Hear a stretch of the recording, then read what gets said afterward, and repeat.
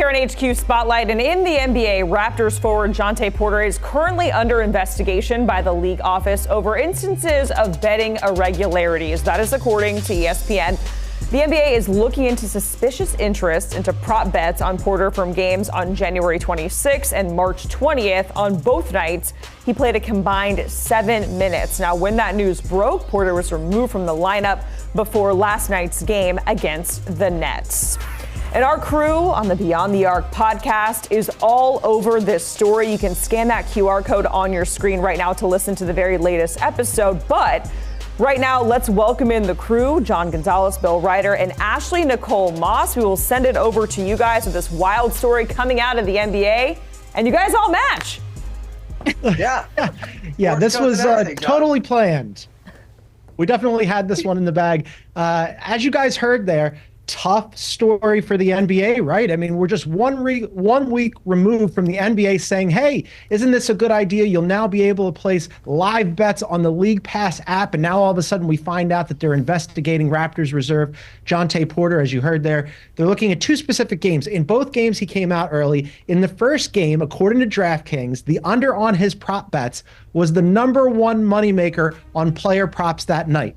In the second game, the under on his prop bets, according to DraftKings, again, he came out early, was the number one moneymaker for any NBA bets that night. Bill, we'll start with you. This is, at the very least, suspicious, and at the very least, not a good look for the league.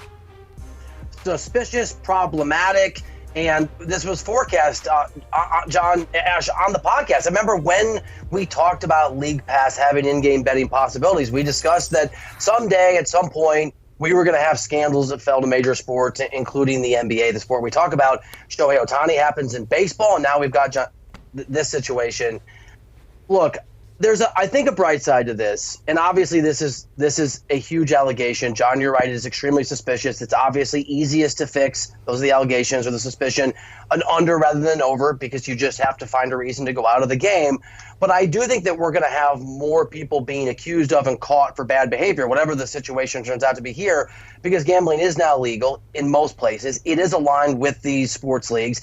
And that means instead of with an illegal bookie where they would just maybe keep the information if there were suspicious bets between themselves because they're not going to advertise they're doing this, you're going to have a site like DraftKings say, wait, this is suspicious. This doesn't make sense. This is a lot more money than normal. And Ash, you're going to have, I think, communications with leagues that I would imagine is what led to this investigation and will probably lead to more. This is the beginning of these sagas, I think, not the end.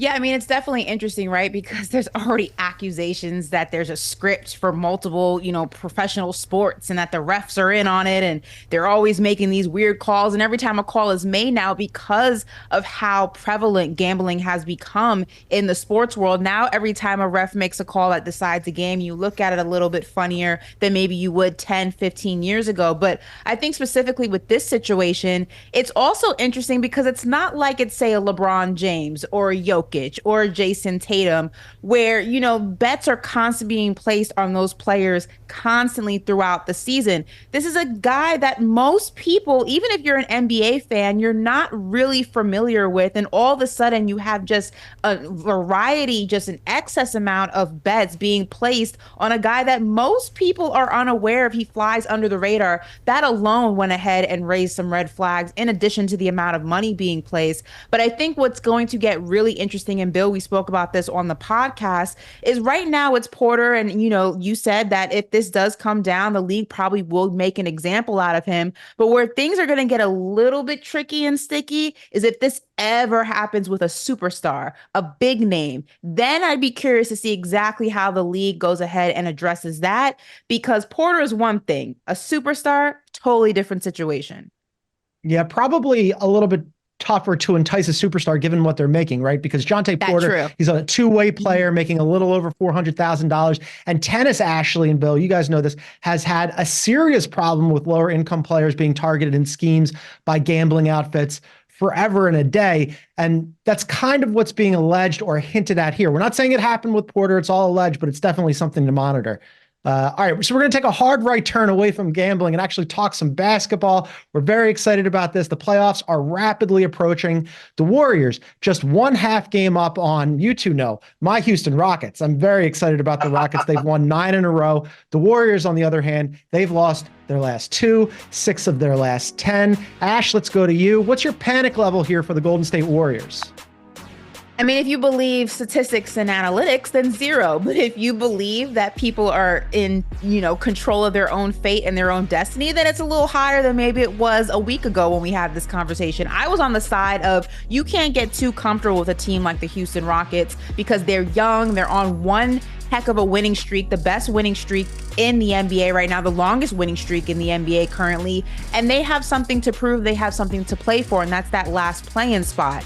The Warriors just constantly keep shooting themselves in the foot in some way, shape, or form. Now, whether you want to go ahead and say that's Steve Kerr's fault, that's Steph Curry's fault, that's Draymond's fault, insert a name, and I'm sure you can find blame, but they should not go ahead down the stretch, get too comfortable. Now, mathematically, it does not look like the Houston Rockets would be able to make this happen, but I don't know, because if the Warriors continuously just allow themselves to fall through the cracks in games that they should win, that they can win, anything really is possible. So I said this a few days ago that I think the Houston Rockets are going to keep the Lakers and the Warriors on their P's and Q's. Now it's really they're keeping the Warriors on their P's and Q's. And if they're not winning games down the stretch, I don't know. We could be having a very different conversation in April.